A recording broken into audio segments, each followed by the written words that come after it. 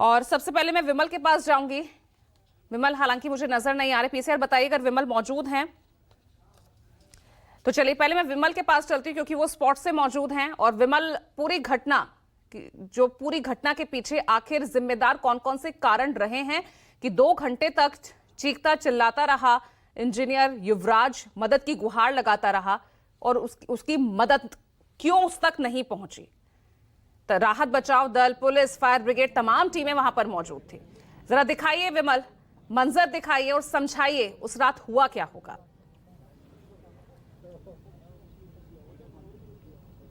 जी बिल्कुल, देखिए सबसे बड़ी बात तो यही है कि जिम्मेदार वो लोग हैं जिन्हें अपनी ड्यूटी करनी थी और किसी ने भी अपनी ड्यूटी नहीं की, जिसमें पुलिस भी है, फायर डिपार्टमेंट के लोग भी हैं जो इसी काम के लिए उन्हें ट्रेंड किया जाता है, उन्होंने अपनी ड्यूटी पूरी नहीं की। और मैं अगर समझाऊं एक तरह से, देखिए ये सामने जो आप रास्ता देख रहे हैं, इसी रास्ते से शुक्रवार की रात 11:15 बजे के आसपास जो युवराज है वो अपनी गाड़ी से आता है, क्योंकि उसे राइट टर्न लेना था। थोड़ा सा आगे उसका घर है 500 मीटर दूर, और लेकिन कोहरा बहुत ज़्यादा था, फॉग बहुत ज़्यादा था, जिसके चलते उसे रास्ता समझ नहीं आया और गाड़ी सीधी आकर यहाँ पर ये जो दीवार का टूटा हुआ हिस्सा आप देख रहे हैं, क्योंकि 15 दिन पहले यहाँ पर एक ट्रक जो है वो अंदर गिरा था, तो ऐसे में ये दीवार टूट गई थी। इसी हिस्से से उसकी गाड़ी अंदर जाती है और वो गाड़ी में फंस जाता है। उसके बाद सबसे पहले वो अपने पिता को फ़ोन करता है और बताता है कि वो ऐसे नाले में गिर गया है। तो उसके पिता जो है वो राजकुमार मेहता जो है वो उसकी लोकेशन को ट्रेस करते हुए उसको बार बार फ़ोन करते हैं, पर उनको भी समझ नहीं आता कि आखिर कहाँ पर वो गिरा है। तो उसके बाद वो यहाँ पर 10 मिनट के बाद उसे ढूंढ लेते हैं, जिसके बाद वो अंदर जो, क्योंकि कोहरा बहुत था, तो वो मोबाइल की रोशनी जो है, मोबाइल की टॉर्च जलाकर बताता है अपनी एग्जैक्ट लोकेशन। उसके बाद जो है पुलिस और दमकल विभाग को कॉल किया जाता है 12:06 पर, और यहाँ पर 12:20 तक, क्योंकि अगर बात करें तो 6 से 7 किलोमीटर दूर ही फायर स्टेशन है, तो वहाँ से गाड़ियाँ आ गई थी, 3 गाड़ियों को बुलाया गया और वह उसमें कम से कम 10 से 12 लोग भी थे फायर डिपार्टमेंट के। लेकिन सवाल यही है कि बावजूद उसके खुद यहाँ पर चश्मदीदों का कहना है कि उनके पास बोट भी थी, उनके पास लाइफ जैकेट भी थी, उनके पास रस्सियाँ भी थी, क्रेन भी थी, पर हिम्मत नहीं थी किसी की भी इस पानी के अंदर जाने की। कुछ का कहना था कि अंदर सरिये हो सकते हैं, अंधेरा बहुत है, नज़र कुछ नहीं आ रहा क्योंकि कोहरा बहुत था। लेकिन ये अपने आप में एक बड़ा सवाल खड़ा करता है कि जब उनको इसी चीज़ की तो ट्रेनिंग मिलती है, इसीलिए तो उनको जब अगर कोई मुसीबत में होता है, फायर डिपार्टमेंट को इसीलिए तो बुलाया जाता, पुलिस को इसीलिए तो बुलाया जाता, लेकिन वही लोग जब हाथ खड़ा कर दें तो ऐसे में सवाल उठने लाजमी है। फिलहाल जितने भी लोग यहाँ पर अलग अलग इलाकों से पहुँच रहे हैं और हर किसी के मन में यही सवाल होगा। हम लोगों से भी बात करेंगे। क्या नाम है आपका, आप कहाँ से आए हैं? सर मनीष।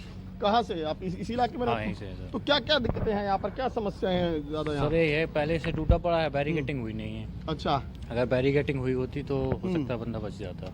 नहीं तो बैरिकेटिंग तो थी, लेकिन इसके अलावा जो फायर डिपार्टमेंट के लोग आए, यहाँ पर आए, पुलिस के लोग आए सर उस टाइम वो अगर नहीं आपने बाद में तो देखा होगा, सब पता चला सर मैं आज अभी पहुंच रहा हूँ। अच्छा, अभी पहुंच रहे हैं जी। आप क्या कहेंगे कि ये जो घटना हुई इसके जिम्मेदार कौन है? हादसा हुआ लेकिन उसके बाद बचाया नहीं जा सका, 2 घंटे तक एक बंदा लगा। मैं यहाँ 5 साल से जॉब कर रहा हूँ। अच्छा। 5 साल से इसी स्थिति में है ये 5 साल कोई बैरिकेटिंग नहीं थी, कुछ नहीं, अभी तक नहीं। वो कुछ दिन पहले यहाँ ट्रक भी आया था, ट्रक भी इसके अंदर फंस गई थी, उसके बाद भी बैरिकेटिंग नहीं हुई थी यहाँ। तो यहाँ तो हमेशा हादसों का डर बना रहता है, कोहरा बहुत रहता है यहाँ तो। कोहरा था, हाँ उस दिन कोहरा भी काफी था।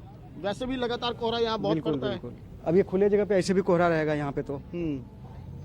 जी बिल्कुल, देखिए यही लोगों का कहना है कि 5 साल से ये जगह ऐसे ही के ऐसी ही है और किसी ने भी इसको कवर करने की नहीं सोची। ये बैरिकेड जो आप देख रहे हैं, बैरिकेड जो है वो घटना के बाद लगे हैं। उस दिन अगर बात करें यहाँ पर स्ट्रीट लाइट्स तो लगी हैं, लेकिन वो भी काम नहीं कर रही थी, वो भी घटना के बाद अब काम करने शुरू किए। और खुद इलाके के लोगों का कहना है कि यहाँ पर समस्याओं का अंबार है। यहाँ पर पॉश एरिया बताया जाता है, नोएडा के सबसे पॉश सेक्टर्स में से एक इसको माना जाता है, और लोग जो है करोड़ों रुपए खर्च कर यहाँ पर फ्लैट लेते हैं, लेकिन सुविधाओं के नाम पर बिल्कुल जीरो, कोई सुविधा नहीं है। सड़कें टूटी हुई हैं, स्ट्रीट लाइट है नहीं, पब्लिक ट्रांसपोर्ट जीरो, और उसके अलावा इस तरह के अगर खुले इलाके जो हादसों को न्योता देते हैं तो वो और सवाल खड़े करते हैं। और इस मामले में अब हालांकि उत्तर प्रदेश शासन की बात करें तो उन्होंने भी इस मामले को गंभीरता से लिया है और एसआईटी का गठन किया गया है। 5 दिनों के अंदर रिपोर्ट फाइल की जानी है और हो सकता है कि रिपोर्ट के बाद कई लोग हैं जिनका नाम इस मामले में शामिल हो, क्योंकि जिनके पास तमाम चीज़ें थी। और सवाल यही खड़ा हो रहा है कि जब लाइफ जैकेट थी, जब रस्सियाँ थी, क्रेन थी और बोट भी थी, तो उसके बावजूद क्यों एसडीआरएफ का वेट करते रहे, क्यों पुलिस ने किसी गोताखोर की मदद नहीं ली, क्यों फायर डिपार्टमेंट ने किसी गोताखोर की मदद नहीं ली? तो ये तमाम सवाल लगातार खड़े हो रहे हैं। जी बिल्कुल, सवाल तो कई खड़े हो रहे हैं।